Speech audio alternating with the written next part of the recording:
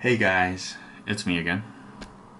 So it's been getting kind of warm here and it got cooler again today, so it's kind of weird, but generally it's been getting warmer, and so yeah, I was putting on these tropic style strap on some of my watches just to sort of get ready for the hot and humid tropical weather here, and also digging out some of the Vostok that I modded. They were kind of forgotten in my watch box in my storage for a fit.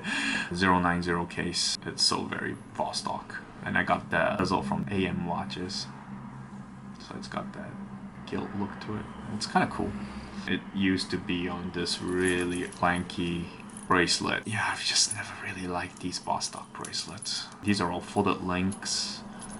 So, but anyway, today's not about these guys. Like, after this watch, right, I sort of didn't have any desire to get any new watches. I was very satisfied with this.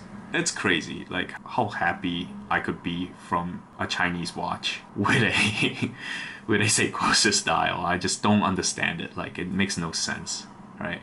It's just that good. So I was making a couple watches for a friend. Yeah, and it's for a wedding, and so it had this custom dial on it. I wanted to have something to sort of keep the memory of something. But anyway, so I was building them that. It's a relatively easy build and not very expensive as well in terms of the cost of the parts. So anyway, so he was asking me for the price, and so I told him, okay, so here's the list of the parts with the cost, so you can just reimburse me for these, and we'll call it a day, right? Because I mean, I'm not a shop, and it's a friend, right? We don't need to charge for our time, you know. I mean, it's for good fun, right? I had fun assembling it. Yeah, he didn't feel good about that, and I guess if I were in his position, then I probably also would have felt kind of bad for it. Like, I want to, compensate for your time and whatnot. But I kept telling him, like, we could go out and we could, like, go have coffee, and you could treat me coffee or something. Our friendship is enough. The conversations that we have is enough. It's fun. So anyway, he's not a watch collector, but he has a couple of watches, and he has a Mito Multifort, was it? I think it's like the 40mm. It's the square one. It's a cool watch. So, but anyway, he said, okay, you know what? If you're not gonna accept money for it, then what I'm gonna do is I'm gonna reimburse you for the cost, and I'm gonna give you a watch that I don't want anymore, right? And I got excited. Oh man, what could it be? Could it be that Mito, or could it be something else? Or I kind of got excited because I didn't know what it was, right? So I agreed on it. I said, okay, just bring it in. Like, just don't tell me, just bring it in. And then he said, I think you'll like it, because I think you wanted it before. Yeah, I was like, okay, that's interesting, because I don't remember you owning anything that I wanted to buy, but I was just, but at the same time I thought, oh, maybe it's just something I don't know. Because every time I met him, right, he was wearing an SKX 007, and then he's got the Mito, and I don't know what else he had. Anyway, so he comes over. Yeah, he brings in this, and he goes, here, I know you wanted a Seiko Monster. Ah, you remembered. I wanted a Monster. Yeah, I remember saying, like, I wanted to get a Monster with the 7S26. It's the first gen without the Prospex logo. So I was really happy that he remembered. And then I had to tell him, like, this isn't the Monster, though. What? No, this isn't the Monster? And I said, no, it's not the Monster. This is the automatic Tuna. You see the shroud? But it has the same design, like with the dial and the bezel. So yeah, you can sort of say that it's a Monster, but it's not a Monster. It's a baby Tuna. And he's like, oh, it's different. And yeah, it is different. Like, I was so shocked that he had this, and I was just like, I never saw you wear it. And you can see, you can see some wear here, I guess. Here. See the scratch marks here, but it's relatively in clean condition. I told him I didn't know you had this.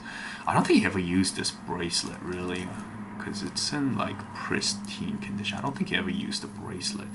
Yeah, so I told him, like, I've never seen you wear it. He told me he wears it sometimes, but it was way too heavy and way too big for him. And I was thinking, like, why would you buy it if it was too heavy and too big, right? And I thought it was kind of funny.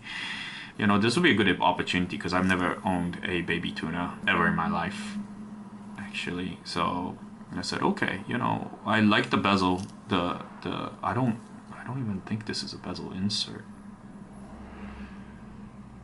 Is this bezel just like one piece, maybe? I don't know. I didn't look at it carefully, but so I told him he doesn't have to reimburse me for anything. It doesn't make sense to, like, we agreed on it, and so it's here with me. And I don't know much about this watch, to be honest. The only thing I can tell you is that it's very, very heavy. It's like a tank. It's it's not the Seiko Monster, but it's a monster of a watch. The shroud that I've always seen on the reviews on YouTube. Yeah, now I'm touching it in real life and I'm going, what a crazy watch. Who would wear this, right? It's so specialized. It's so, wow. It's cool. It's very cool is what it is. It's very cool. I've not had much time with it yet, but I'm talking about it because I thought I could talk about it tonight. Sorry, I didn't have anything else to talk about tonight. At least I've resized the bracelet. Yeah, sure, the case size are misleading, right? But I mean, guys, it's 47 or 48 millimeters case size, I think. I mean, misleading or not, that's big, right? Yeah, it's huge. It's not for everybody. That time of the day. The day's changing, I guess. But yeah, the alignment seems to be okay. It's not too bad. Surprisingly, it feels good on the wrist. It feels snug. It's huge. It's heavy. So it's got that presence to it. Obviously, this is not for a lot of people, for sure. For the majority of the people, period. It's very specialized. Like, the bezel's really hard to turn. You know, it's the kind of bezel that you have to intentionally turn the bezel to turn the bezel. You can't accidentally turn it. And I could see how some people might benefit from that. Or if some people would prefer the bezel to be like that, maybe. I think it's reasonable. Not for a lot of people.